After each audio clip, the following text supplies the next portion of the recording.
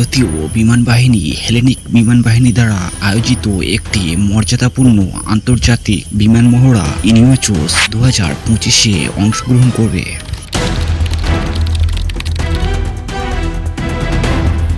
এই মহড়াটি গ্রিসের আন্দ্রাভিদা বিমান ঘাঁটিতে 31 মার্চ 2025 থেকে 11 এপ্রিল পর্যন্ত অনুষ্ঠিত হবে।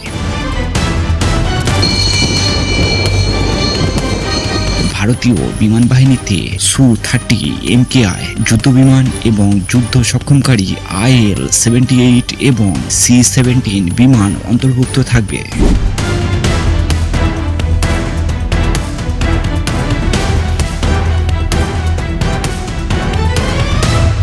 ইনিওচোস হল হেলেনিক বিমান বাহিনী দ্বারা আয়োজিত একটি দ্বিবার্ষিক বহুজাতিক বিমান মহড়া।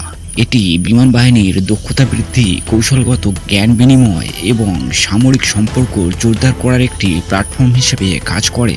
এই মহড়ায় 15টি দেশের একাধিক বিমান এবং ভূপৃষ্ঠের সম্পদকে বাস্তবসম্মত যুদ্ধ পরিস্থিতির অধীনে এক করা হয়ে থাকে, যা আধুনিক বিমান যুদ্ধের চ্যালেঞ্জ অনুকরণ করার জন্য ডিজাইন করা হয়েছে। অংশগ্রহণকারী বিমান বাহিনীর মধ্যে আন্তর্জাতিক সহযোগিতা, সমন্বয় এবং আন্তঃকার্যক্ষমতা বৃদ্ধির জন্য এটি একটি প্ল্যাটফর্ম। ইনিওচোস অনুশীলনে অংশগ্রহণের জন্য আইএএফ অধীর আগ্রহে অপেক্ষা করছে। এই অনুশীলন যৌথ বিমান অভিযানের পরিকল্পনা এবং বাস্তবায়ন, জটিল বিমান যুদ্ধের পরিস্থিতিতে কৌশল পরিমার্জিত এবং সর্বোত্তম অপারেশনাল অনুশীলন সম্পর্কে অন্তর্দৃষ্টি অর্জনের সুযোগ প্রদান করে।